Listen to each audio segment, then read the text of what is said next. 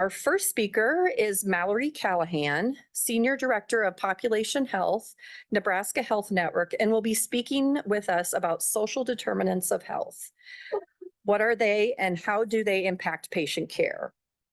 From there, we'll welcome a social determinants of health panel. So help me welcome Mallory, please.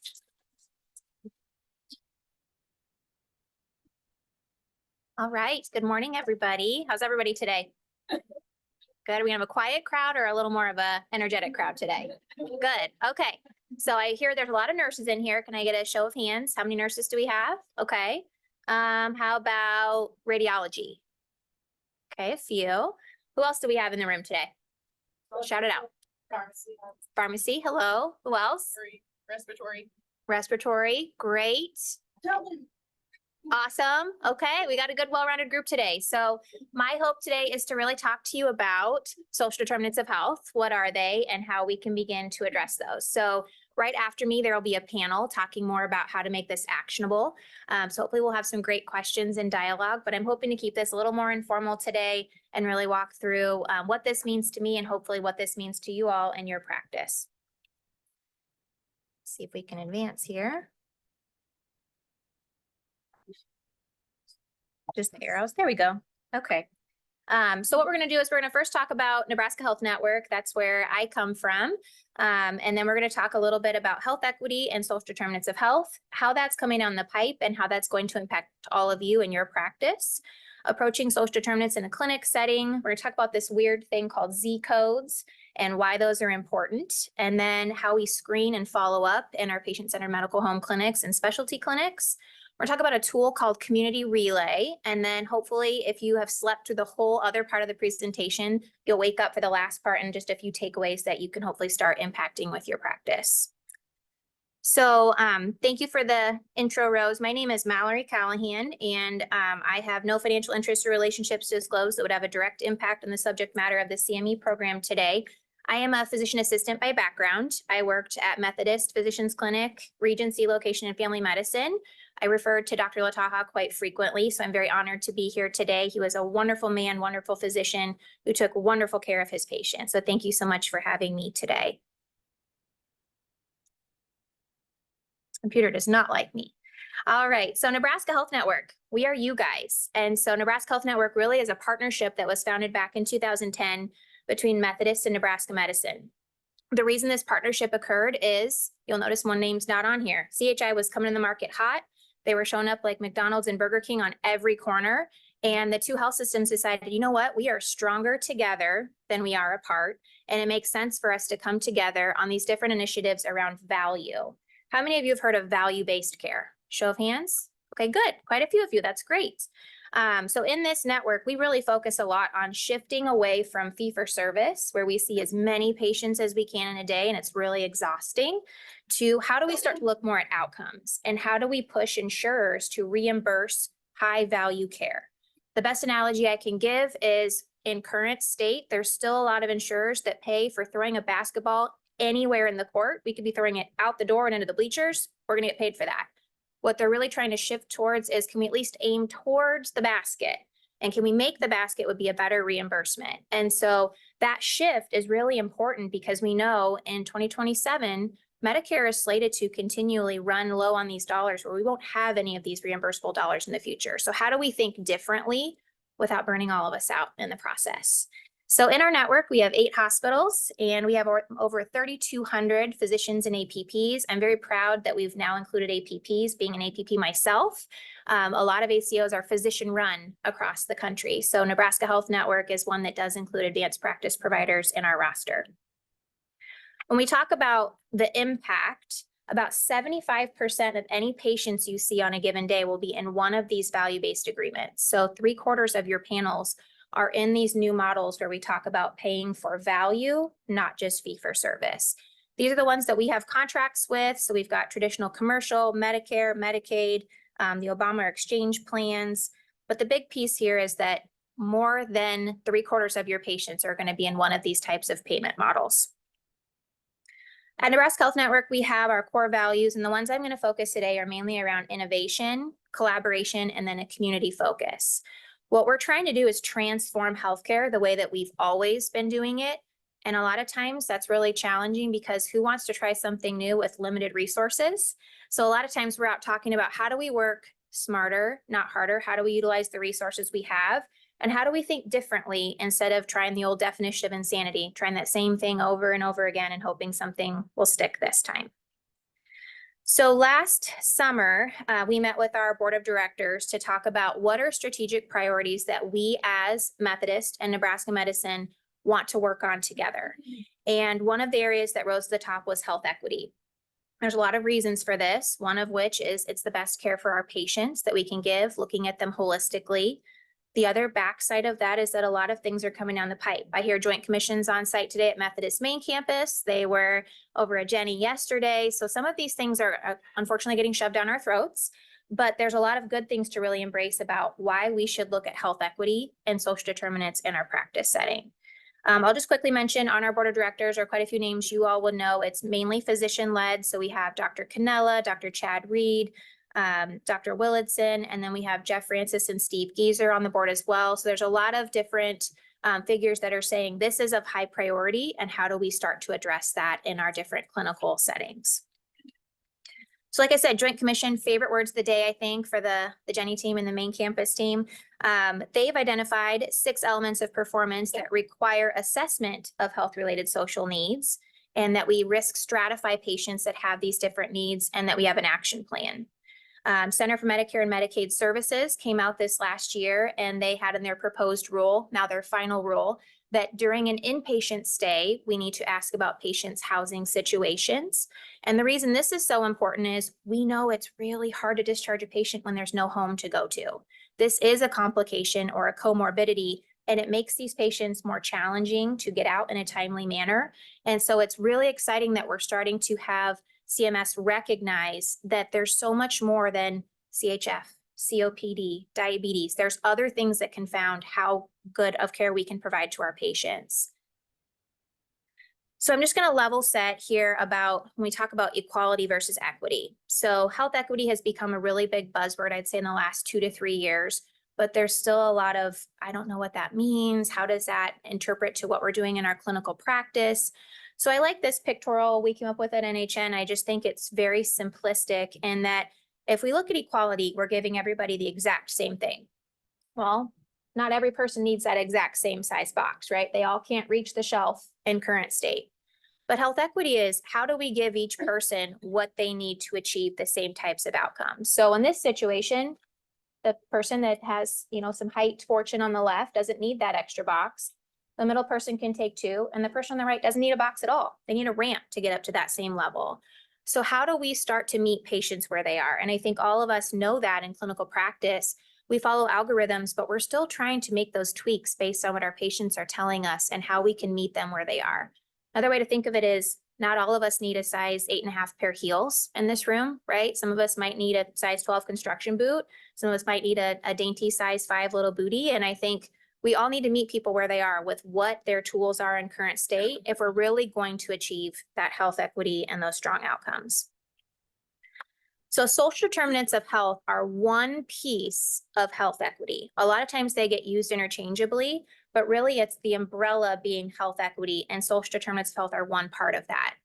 And I think to me, it's really impactful that only 20% of a patient's outcomes are related to what we do in our clinical care. 20%. We would like to think that patients can do all the things that we tell them, right? But 80% are really things that happen outside of our clinical walls and outside of the time we spend with patients. So 50% can be traced back to a patient's zip code. Not all. Think Warren Buffett's neighborhood doesn't mean everybody's billionaires, right? Health behaviors, tobacco use, alcohol use, what food we have in our cupboards, that's a big portion of the pieces there. But if you think of it another way, we may spend 30 minutes with a patient in a month. What are they doing the other 29 days, 23 hours, and 30 minutes? A lot of health decisions are happening outside of our clinical control. So when we think back to school and we think of Maslow's hierarchy, anybody remember that one? Okay. So a lot of times we're at the top here when we meet with patients in our clinical rooms, and we're saying, you need to get that mammogram done. You need to get your A1C test completed. You need to eat healthy. You need to exercise. But if that patient doesn't have a roof over their head, or they don't have a ride to get that mammogram, or they don't know where their next meal is coming from, do you really think they're going to get that mammogram done?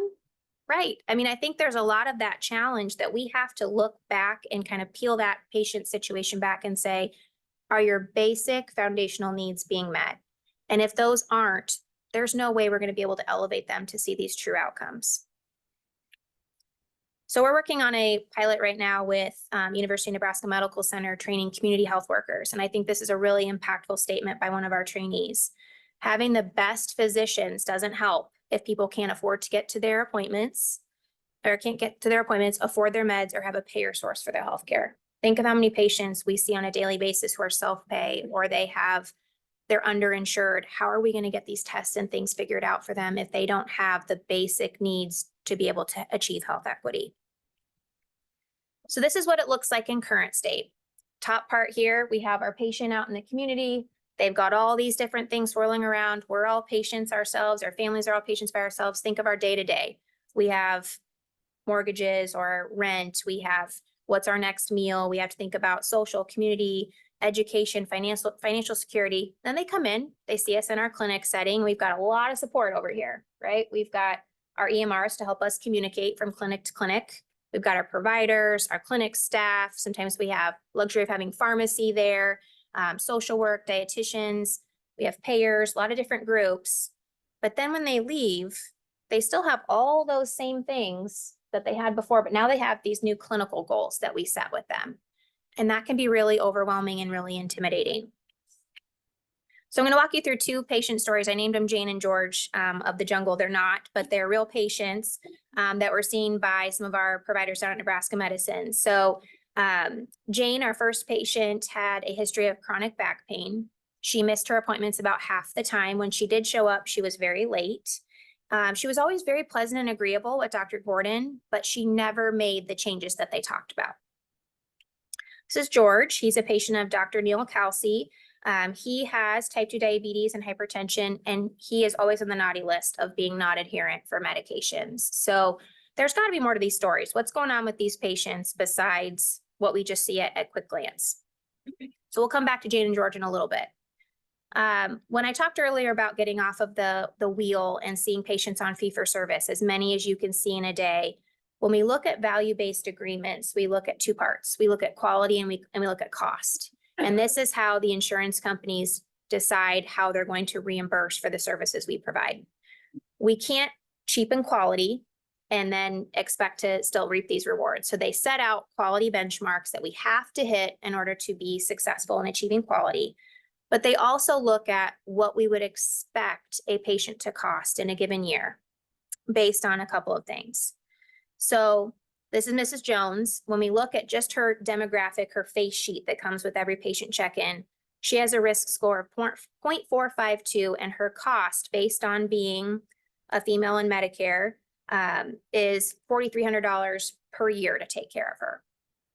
We also then fold in what her disease burden may be. So those are your ICD-10s. Does she have CHF, COPD? What are those different factors there? That bumps up the risk score in conjunction with her demographics. And now we have $12,800 to treat Mrs. Jones per year. Sounds like a lot.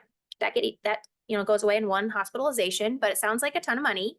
But what it doesn't include in current state are these Z codes I talked about at the beginning. So that's a problem in current state. This is just a small group of these, but these are ICD-10s that are specific to social determinants of health. So we have housing, food, transportation, medication. There's kind of 10 different buckets of where these can fold under. And unfortunately, they're not included in current state. But what we know from our analysis at Nebraska Health Network is that patients that have one of those Z codes cost 4 times more to care for than a patient who doesn't have a barrier to care. They sit in our hospital beds 5 times more frequently than those who don't, and they utilize our emergency departments 6 times more. We all can probably think of our frequent flyers faces right now that aren't necessarily coming in for clinical care. They may be coming in for a warm meal in the emergency department or just some warmth with these freezing cold months we've had in December and January. They may be coming in because they're lonely and they like the services you all are providing. So there's a lot of reasons these patients come in, and we're seeing that unfortunately in current state, it's not included. So when we look at patients and we match just their face sheets or their demographics, so we match them based on their age, their sex, where they live, that their risk scores are very much the same. And what we see, again, this is just in our Medicare population, is not only are they utilizing the ED more in the orange and the inpatient more, but they're also performing more poorly in our basic screening measures, getting less mammograms, their A1Cs aren't as well controlled. So it's not just impacting our utilization, it's also impacting the quality that these patients get. And that really goes back to that Maslow's hierarchy. If those basic needs aren't met, there's no way we're going to achieve those equitable outcomes. So as I said, here's kind of another pictorial of that. If we have just our demographic and our cost of care, and then we add on some of those other pieces, we may not know that this patient also has diabetes and other ICD-10s. But then we actually fold in some additional pieces around low income, unemployment, et cetera. That cost is 4 times more for these different patients. And I think that's important to remember, that we don't always know what patients have or what they're up against, right? They may come in and look like they have it totally together. But if we start to peel back that onion, we're going to see maybe it's not as clean as we once thought, and that situation's a little more gray. So when we talk about Z codes, it's a great way to communicate with each other. I would love to say that I read every single note that was ever documented on a patient, but we don't have time for that. So sometimes a quick glance on a problem list and the most recent note is all we have time for. So these Z codes are one way to communicate with each other. If that patient trusted you to say, I don't have transportation to get to those appointments, or I can't afford that medication, it's a great way to get each other up to speed quickly without that patient having to tell that part of their story again and again. Unfortunately, in Nebraska, we don't do a very good job of this. We are putting Z codes down on less than 1% of our Medicaid patients. 1%. I would assume that most of our Medicaid patients are on it because of an affordability issue, right? So we would think that's one of those buckets we should be checking the box every single time.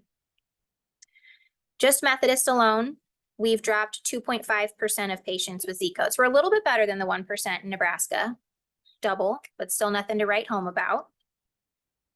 But when we look at our heat map, and I've heard people coming in from all over today and hearing about the drive in today, how long it took to get down here, these social determinants of health aren't just limited by geographic area. A lot of times I've talked to people and they assume it's east of 72nd. Now, yes, that would say it's a little heater or hotter in that heat map here, but we see this all the way out in other areas that are technically deemed more affluent. We've got a lot of searches out in the Gretna, the Elkhorn area, out by West Shores. And I think it's just important to remember that every school has free lunches for a reason. This is an overlay of where we have our primary care clinics. So we've got a pretty good designation of where we've got coverage for these different groups. We've got a little bit of a lighter here in the Papillion and Bellevue area, but we still have representation here. But this is just one more indicator that patients everywhere are having these different needs. We're just not doing a really good job of capturing that in current state. So I'm not going to take away the panel's thunder, but I'm just going to cover a couple of quick things here. The great news is in Cerner, we have 2 different pieces that we can be doing these screeners, and there's different people that are completing these screeners to pull that information in. So we've got the prepare assessment on the left, and then we have WellRx that's being more utilized on the inpatient side, where we're screening more of these patients so that you have some of this data at your fingertips to be able to meet patients where they are. But screening isn't the whole piece here. A lot of patients don't necessarily feel comfortable telling us about these different social determinants of health. It's still stigmatized. And I think the worst thing we can do is screen and not have a resource. Think of it like someone saying, how are you today? And you say, pretty awful. And they're like, great, box checked, let's move on, right? So there's still that danger in asking a question if we don't have an answer. And what we found in one of our pilots with Nebraska Medicine is we met patients where they were with a simple paper screener, and it pictorially represented what those different social determinants were. The reason we started with paper instead of in Cerner or in Epic is because not every patient has access to fill that out ahead of time through the portal. We wanted to meet them where they were, and if they couldn't necessarily read or English wasn't their first language, that they could check a box. But the most important thing that we included at the bottom was, if you screen positive, if one of these things are applicable to you, do you want to talk to your provider about it today? And what we found is 1/3 of our patients screened positive, so way more than the 2.5% with Methodist. But of that third, only 1/3 wanted to actually talk about it. So we still have a really long way to go to build that trust where patients are going to feel comfortable saying, yeah, you know, that medication that was sent over, I didn't pick it up because I couldn't afford it. Can you help me with that? Right. And then extending beyond that, it's going to be about the food and the transportation and these other barriers. But it takes a while to build that trust and get patients to say, I'm going to tell you because I know even if you don't know the answer, you can connect me with somebody who can help me. So let's go back to Jane. So we talked about Jane with her back pain and that she was late half the time if she did make it at all. What we found after multiple screeners with Jane is that she had a roof, so she wasn't homeless, but she had inadequate housing. So she didn't have a mattress or any furniture in her house. She was sleeping on the floor. I think we can all imagine the back pain we would be experiencing from that. She was reliant on transportation using the city bus and had multiple stops. So she and Dr. Gordon were able to utilize a tool that I'll talk about in a few minutes here called Community Relay. And they were able to find some different resources to connect her in her zip code, print those things out, and align her with ways to combat some of these social determinants. Not all, but a way to at least address and meet her where she is in her zip code with different resources.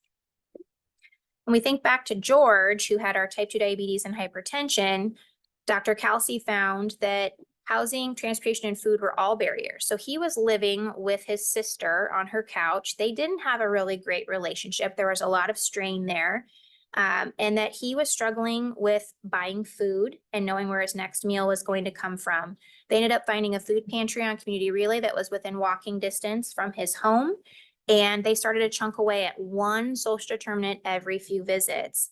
And within that first visit, Dr. Kelsey noted that he looked healthier. He was in a better mood. He had more confidence. And I think we can all agree when somebody believes in us, we're more likely to keep that ball rolling and keep moving forward. So here's the Community Relay tool. You are all welcome to use this at any time. You can get it on your phones. You can go to the internet for this, just communityrelay.com. It's powered by Find Help. How many of you have heard of Find Help? Okay, thank you. So this is a national tool, but we have white labeled it in Nebraska as Community Relay. So this is Nebraska Health Network's purchase, and it's free for anybody within our accountable care organization to use, as well as any of our patients. What's really cool about this is you can use it anonymously. So a patient experiencing domestic abuse could go to the library and do this and not even have to put their name or anything in, and have resources at the national, state, and local level by zip code. It can be translated into, I think, 150 different languages using Google Translate as your browser with Google. It gets updated by not only our local group at Nebraska Health Network, but nationally. And it's only as good as the data ends. So we have community health workers across the state that are utilizing this tool. And if a new soup kitchen pops up, they're messaging the Find Help team and it gets added within 3 business days once it's verified. So no old paper binders that we're having to look through. It's right there, super easy to use, and all the things are printable to give to patients. But the exciting thing is that this is going to be going into Cerner soon. So I am so excited about this. We're going to be able to put Community Relay into Cerner and actually have a fly out so you aren't having to do single sign-on or move away from that. But the other pieces, it's still free to all patients. So even though you'll have access within Cerner, this is still something that all of your patients can utilize. And I've utilized this when caring for my mother. There's a lot of different things that even us in healthcare, we aren't necessarily sure of what resources are available to us. So just one more picture of looking at Jane and George and how different this is when we caring for patients are able to quickly see what this patient is up against. So screening's a challenge, them telling us is a challenge, them feeling that they can trust what we're going to do and not feel stigmatized is a challenge.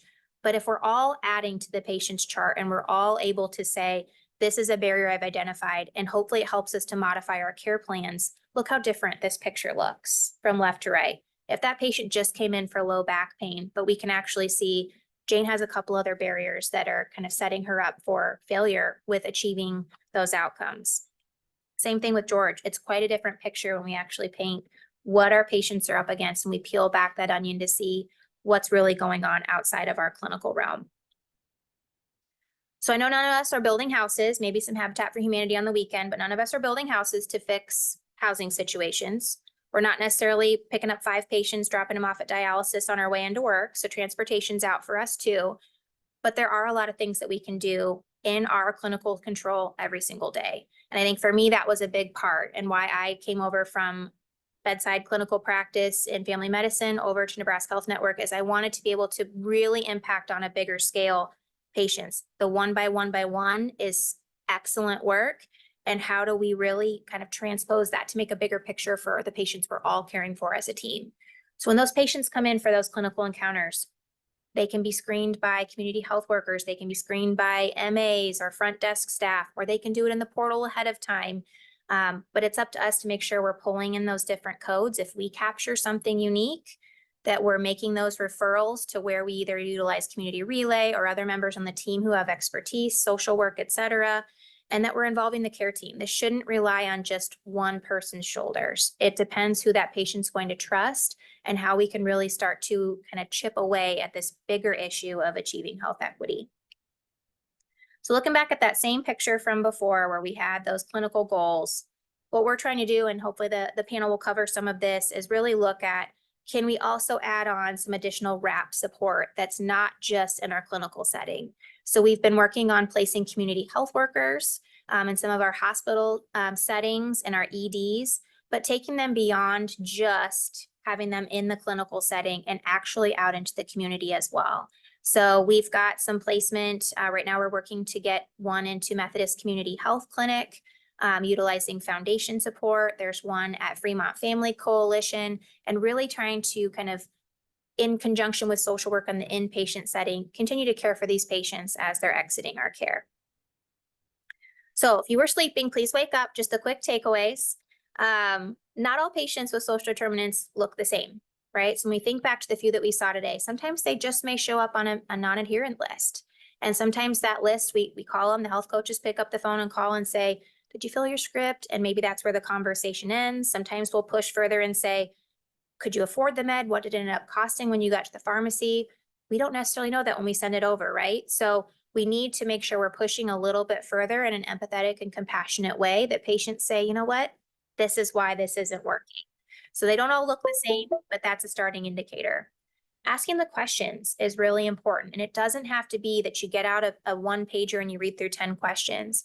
But if something isn't adding up, think about a different way to ask about that. The back pain. How old is your mattress, right? There's ways to kind of start to peel back those different pieces when we identify that something is a little bit off there. Again, it takes a village. This isn't a 1-person show, and it shouldn't be. There's a lot that goes into this, and that's where we're pulling in community sectors, front desk, all the different groups to try to assist and meet patients where they are. And then lastly, we're really trying to, with our capture of these Z codes, take this to the state of Nebraska and make this a sustainable way for us in value-based care and in that transition to include Z codes in our risk methodology. And so every Z code that is dropped helps us from a data perspective to tell the story, to lobby, and to make for that change. So far, Arizona and Minnesota are the 2 states that have been able to include Z codes in their risk methodology. We are hell-bent, sorry for language, to have that be us as the 3rd state in Nebraska. So every bit of this information helps us to get additional funding to help these patients, helps us to be able to make those risk methodology modifications so that we are able to make this sustainable and scalable with additional community support. So that was my section. Any questions, or otherwise we can, yes, go ahead. So with the screening, if it's documented that they have food insecurity or whatever, does that automatically drop that Z code then?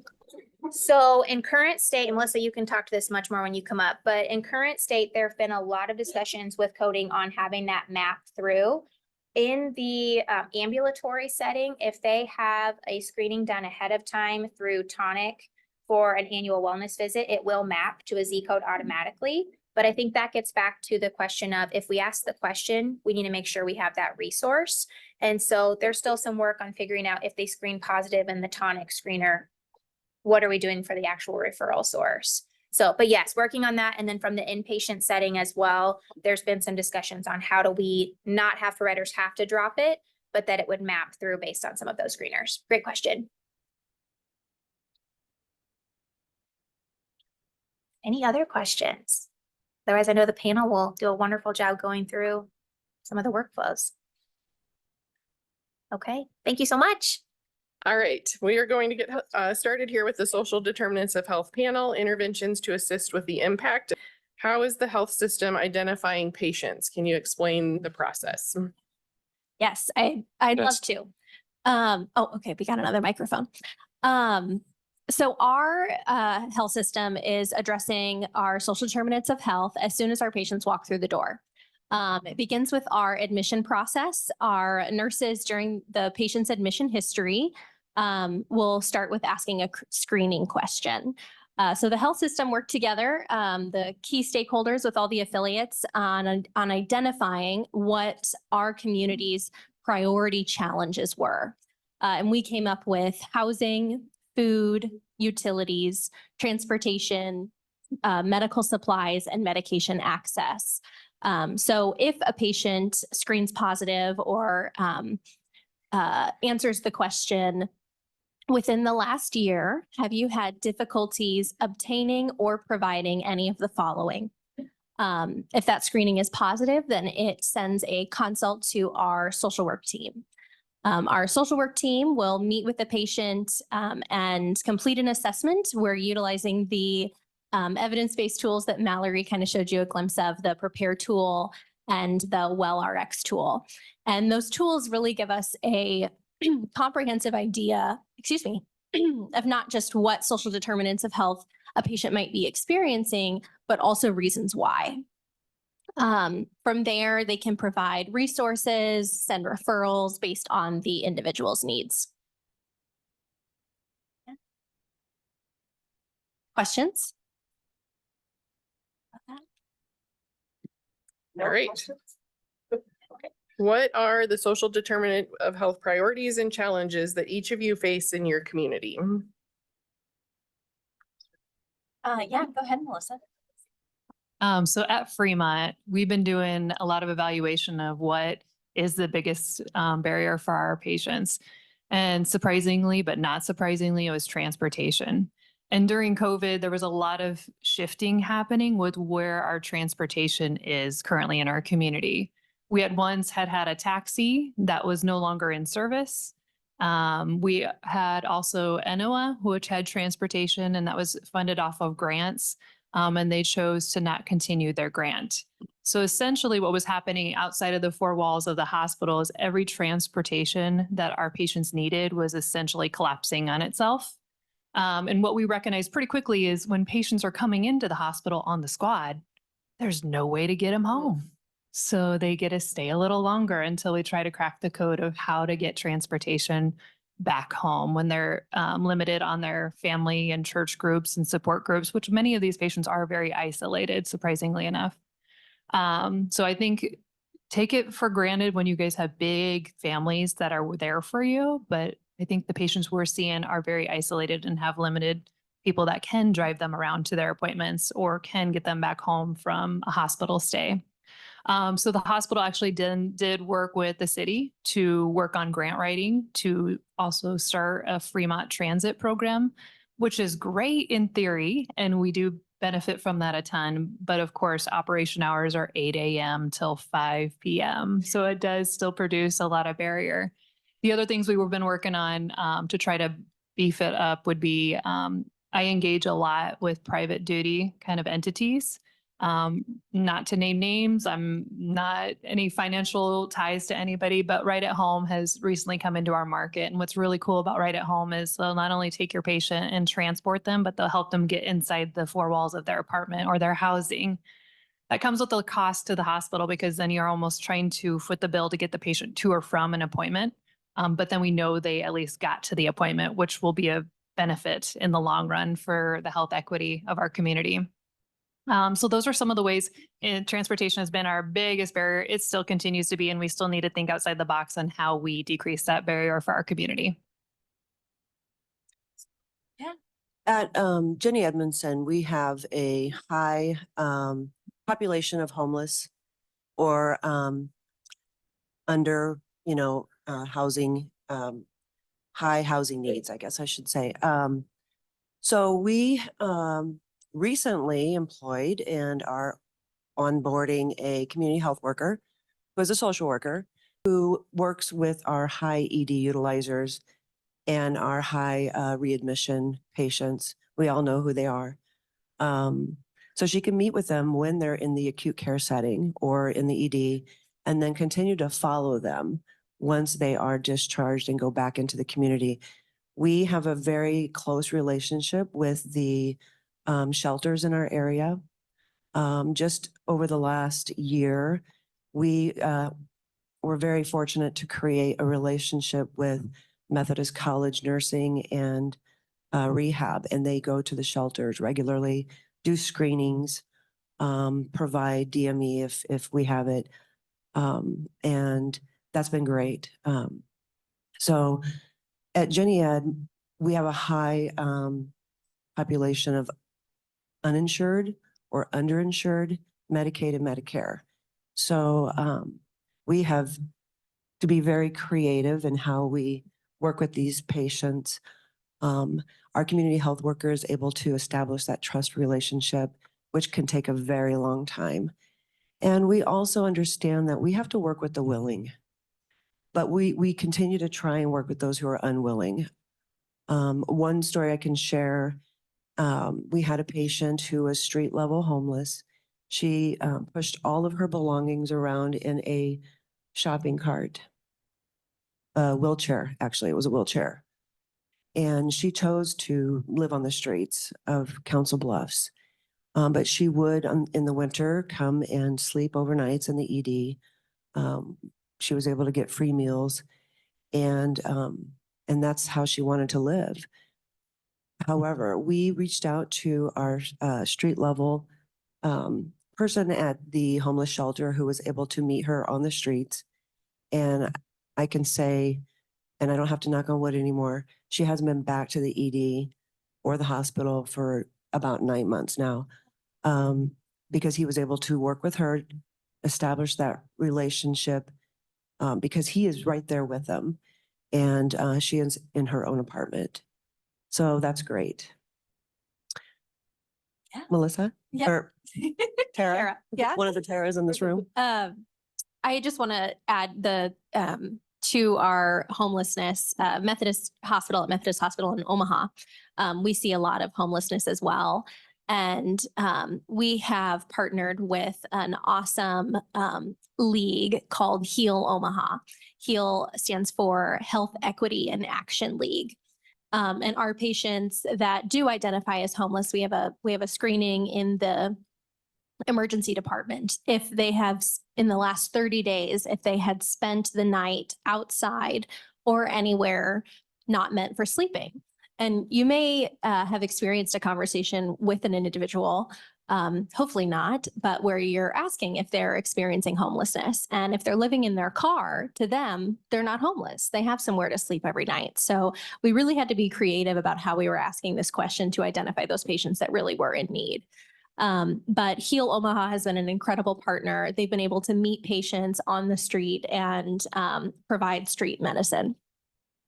Methodist also has a fair population of patients that are dealing with, as Robin said, underinsured or uninsured, that cause difficulties with medication access.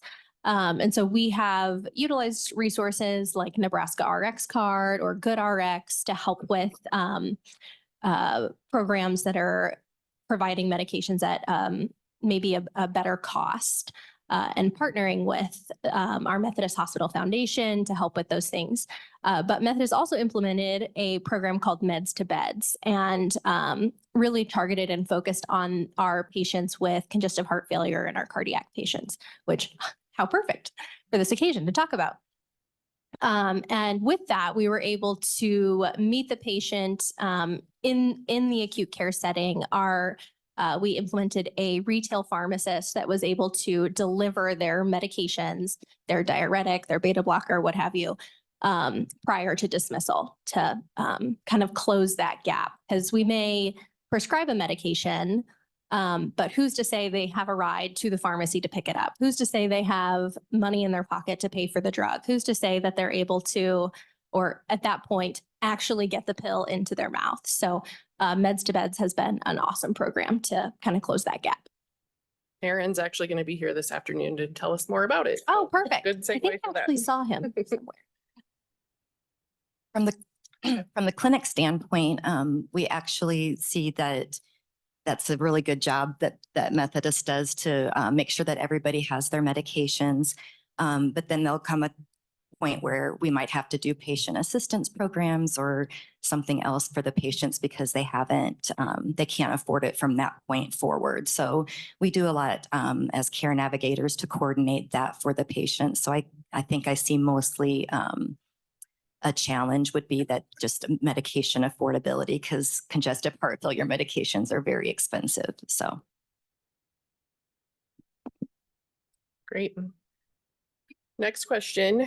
What are we doing specifically for our cardiovascular population to help with these social determinants of health challenges? We kind of mentioned a few already, but any others that you want to share about?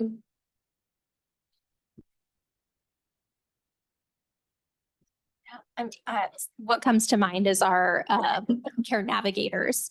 Care management works very closely with our cardiac care navigators that help with appointments, phone calls at home, making sure patients are weighing themselves every day, taking their medication, able to triage or offer instructions while the patient's at home to prevent readmissions. That's one thing that comes to mind for sure. And I'm just going to dovetail off of that and talk a little bit about our implementation of the community health worker position at Methodist Fremont Health that Mallory was mentioning. Our navigators and our case managers and our care transitioners and our social workers, there's a million names for us, isn't it? But we're all very working simultaneously for safe transition and helping people get the access to care. In the Fremont market, we were working on a really strong pilot with a community health worker. I'll tell you a little bit about that, where a community health worker has done about a 12-week course with the UNMC grant, really getting the foundations of social determinant of health and how to use the community relay tool that Mallory was just talking through. So they come with a really strong skill set, but they're an interesting kind of infusion into healthcare because our goal for them is not to look and sound like us in the medical world. Have you guys ever listened to us talk? Like I get lost and I feel like I'm an educated person and around this every day. But when you approach a patient and you want them to do this med and this diet and this and this and this, they're going to tune us out. And wouldn't you? Because when you can't understand what language or what you're telling us to do, if you're that kind of patient that needs kind of that, you're not feeling safe with you. You're not feeling like you can trust us. Why should they trust us, right? They're in a very vulnerable state when they're seeing us, when they're coming in for healthcare.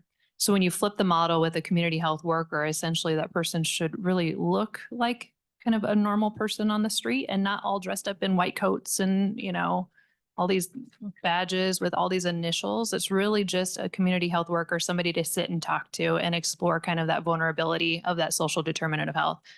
So we actually put one in for the ER because we were seeing in the ER there was a high utilization with lower acuity needs.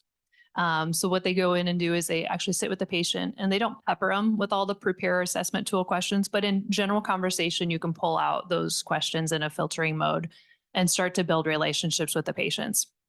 And then our goal really is to try to work on those entities that we're identifying, whether it be maybe I can help them a little bit with utility assistance, maybe I can help them a little bit with housing, because that is like a relationship that will extend past the four walls. So the community health worker actually has a laptop and a phone that's directly associated. And a lot of times we just dismiss them out of our healthcare system. We're like, good luck out there, right? But that community health worker will essentially kind of stay hovering with them in outside world and then also in the inside world. So we have one that's going for 14 hours in the ER in 2023. As we start in 2024, we're introducing our second community health worker in the Fremont market for 40 hours a week. Not enough for how much social determinant is there, but we have to start somewhere in piloting this. With our community health workers, when they're doing the prepare tool and they're doing that well RX, what's happening in the Cerner world, electronic medical records, we love them and hate them all the same, is essentially that screening tool is wired then to the Z code capture that we were talking about. And that's very important. So Mallory's team can help us with legislature turns on the payment models and really capturing things. So the Prepare tool has Z codes kind of wired to it. And what happens is it drops then into the emergency department's physician's progress note, and it gives a face up positive Prepare tool. And it is helping our coders dial in to say, hey, we got 4 Z codes captured on this patient. And it's sliding hopefully over into then our coded data. So we can do something with that data to present to legislature and also just do a better job of us communicating. We have the amazing work where our clinics and our hospitals can see each other's Cerners. But we're only seeing the blood pressure and the beta blockers and the Lasix. We're not seeing that, hey, that Eliquis was actually $500. So that's going to be a problem for this one that has a Medicaid and no other supports, and they only have an income housing of $900 a month. There's no way they're going to pay for that kind of cost of healthcare. So we got to think differently and do things differently. So community health worker has been huge. It's a lot of fun to work on. It gets daunting at times because it's like solving the world hunger problems of every entity. It's not just hunger, it's homelessness, it's transportation, it's all the things. But we have to start somewhere. So I hope today you guys are hearing the igniting kind of influence that it's not just us over here working on social determinants of health, and it's not just Mallory. Like every one of us in this room have to ignite right now to try to take one piece and see how you're going to apply it to the area that you're working in and address 1 or 2 patients every day or every week. That's our goal. And that's what we're here to do. So. Excellent. All my Methodist Hospital or Methodist Women's Hospital people, we are working on getting a community health worker. Melissa and Robin have definitely paved the way for us, but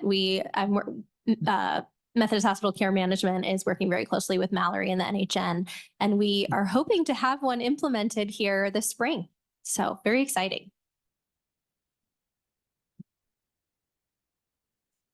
Are there any other topics that we didn't cover that you think would be helpful to our audience or? Well, I would say that just so everybody knows here that how care navigation gets involved. And usually from the hospital, if they have an CHF order set put in, then they'll go ahead and it'll send a referral over to our team.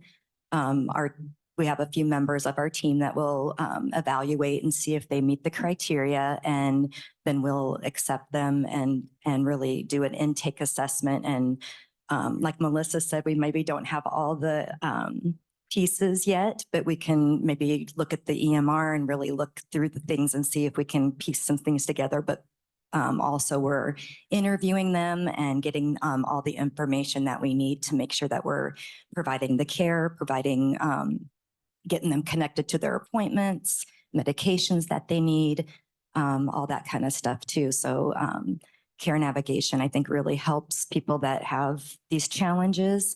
And I think like Mallory had said that, that's just one extra thing, this disease process. And that's what I've really noticed is that where we can step in there and help is that, we're just there to build that, those connections for them and to help them along the way and support them as they're, and encourage them to get the help that they need. And what other what diagnoses are covered by the nurse navigator? Yeah. So we do both HFpEF and HFrEF now. So there's really not clear criteria for that one, but the COPD is just gold stage 3 and gold stage 4 COPD patients. So we cover both of those. I would say 90% of my patients are just the congestive heart failure because that's the one that is set up to trigger a referral to us from the hospital. And do you know, in the primary care world, is it like diabetes or like, what are those nurse navigators looking at? Do you know? The primary care, they're health coaches from that standpoint. So that's kind of the difference. They're looking mostly at diabetes and some social needs and kind of getting them connected as well to different things and making sure that communication is happening among the entities, just like we do as well. Great, thank you. Anybody else on the panel have anything they want to add?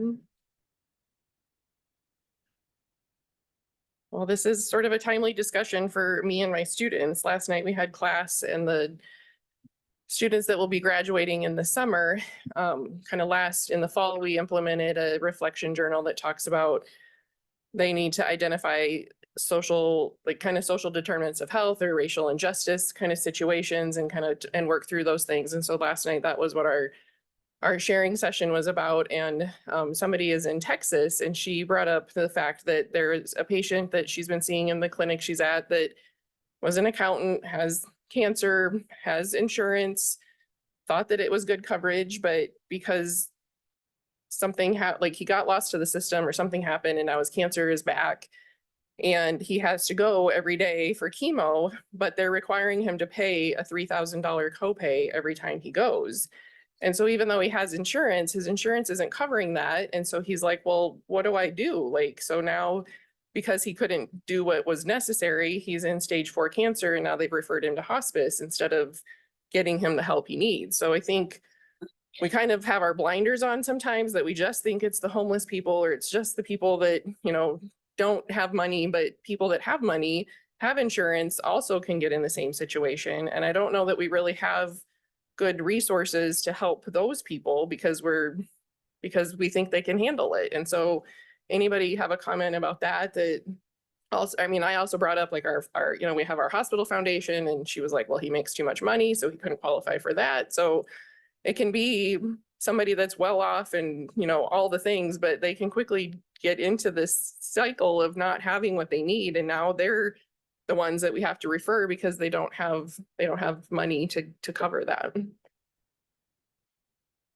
I would say what I would do in that situation is fill out a charitable care grant request to the foundation because they will cover 30 days of medications and different things. And then maybe try to be looking into the patient assistance programs. Some of them, it's just worth giving it a try, even if they do make too much money or they're just kind of like in a what they call the donut hole of Medicare coverage. If they,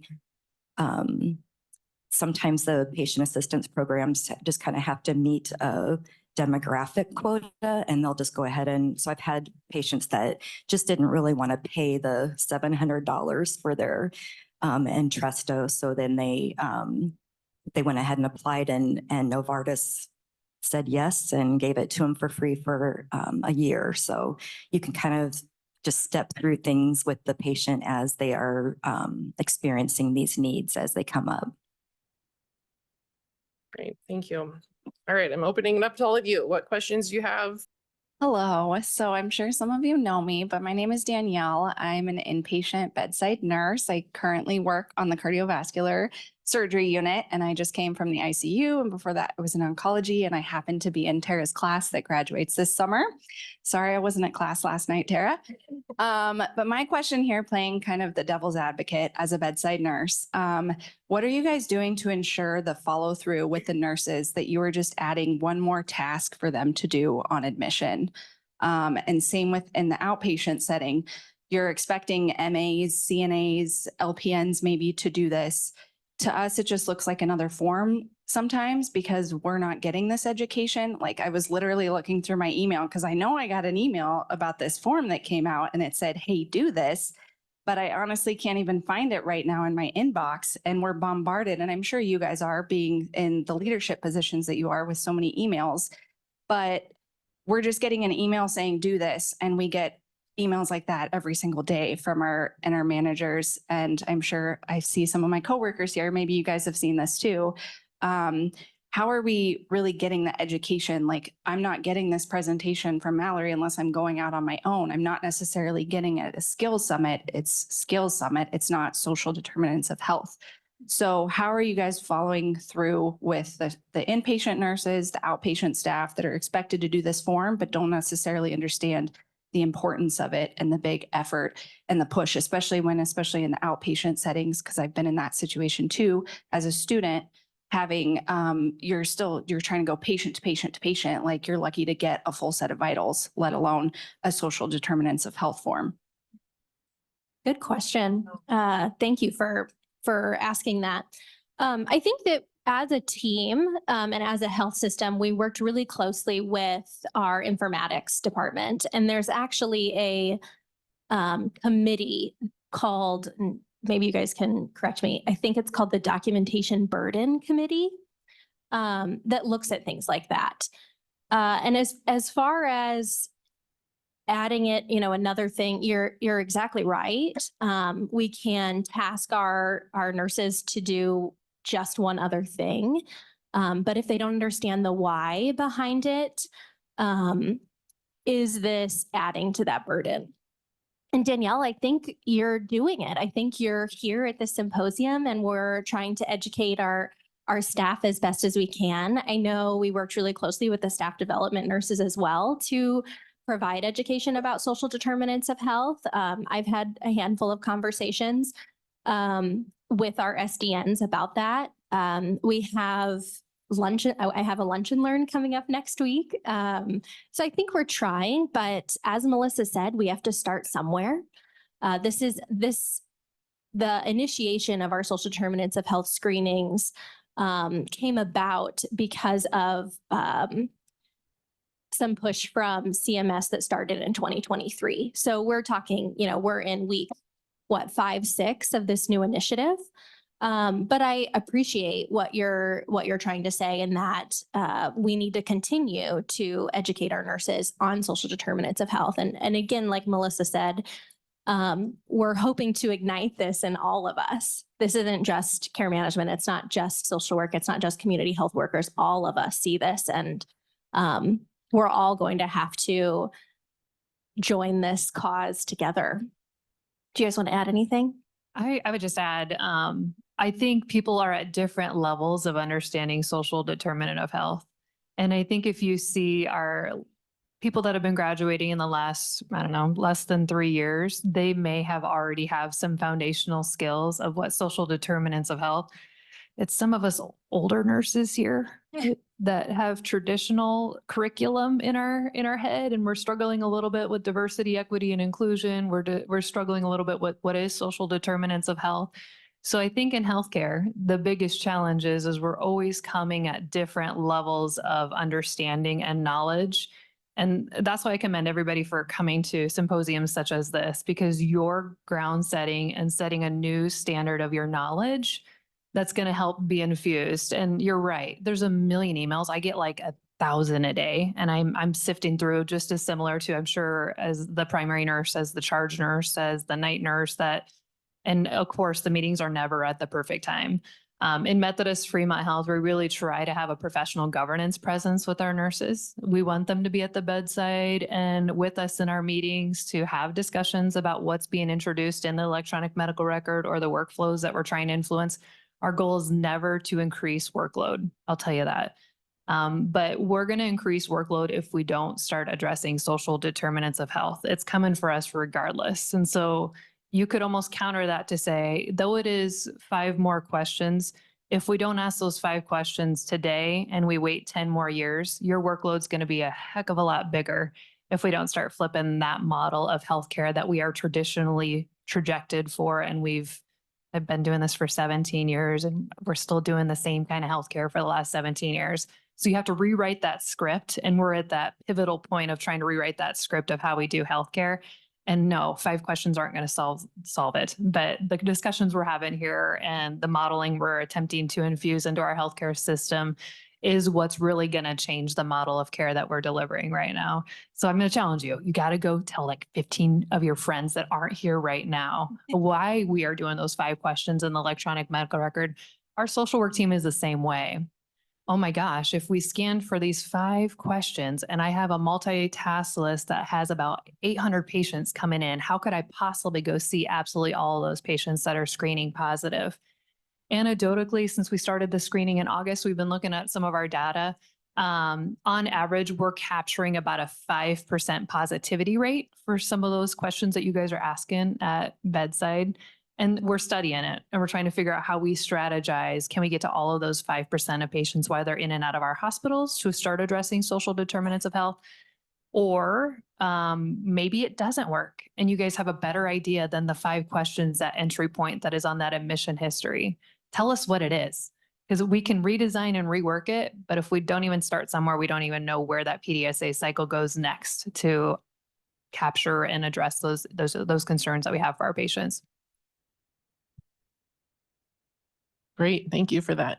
Anybody else have a question?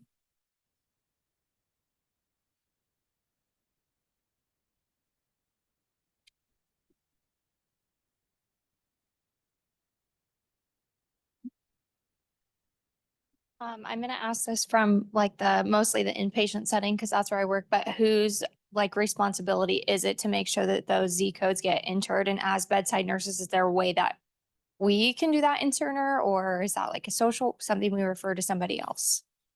That's a great question.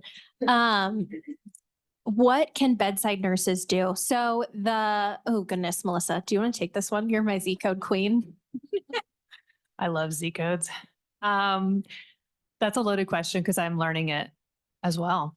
And I'll be really humble to say, I don't know if we have it 100% figured out. I wish I could stand up here and have 100% confidence that I got it figured out, but this is where we're so new to it. So you guys are capturing us right at complete infancy and innovation on how we capture it and see it in our electronic medical record in Cerner.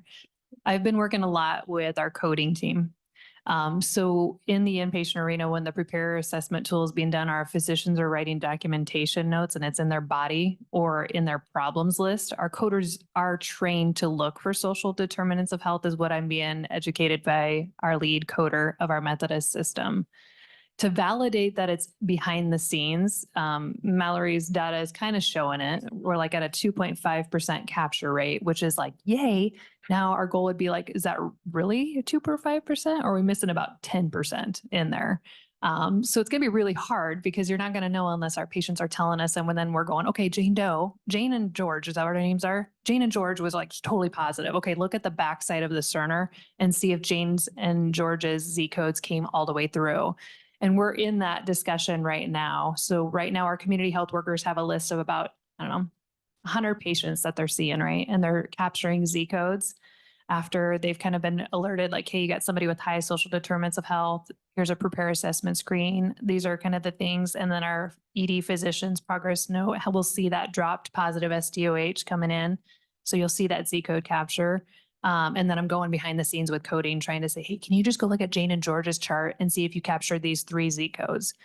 We're trying to figure out how we see it at the primary nurse level or at our level. But I also don't want to ask you to do one more thing because that's what I'm still trying to figure out and look at. I want you to take excellent care of the patient. I want your patient to feel safe with you, to tell you what's going on.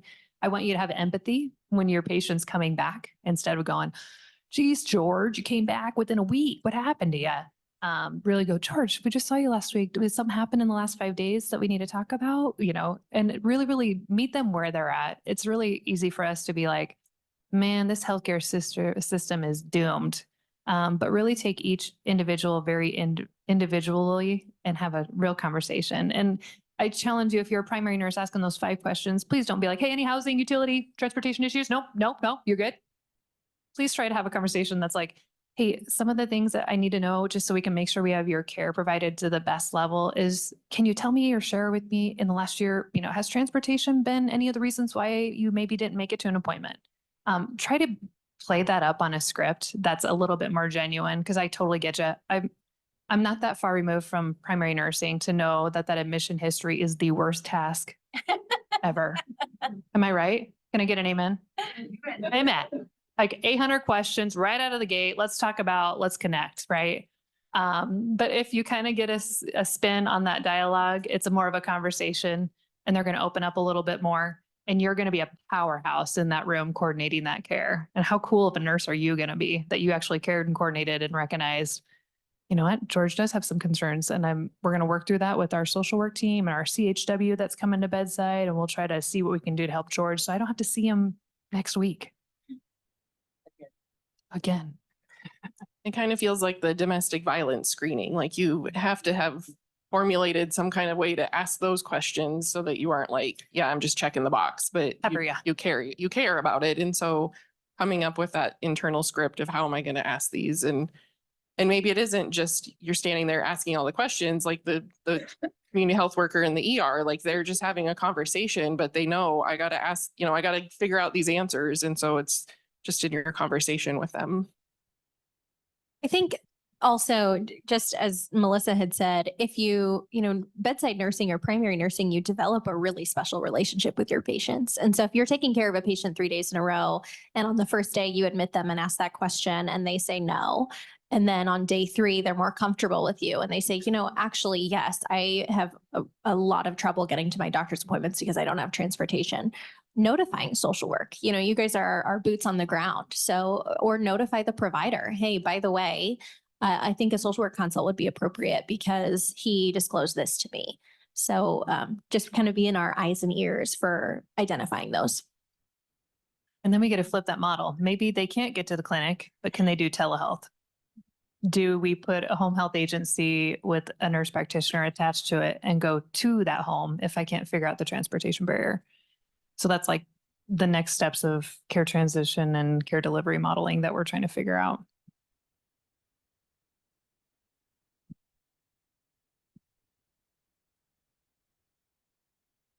I think they're waking up. We're coming alive in this room. I feel it. I feel it. I just have a question about the care navigation, and you said it's linked to the heart failure order set.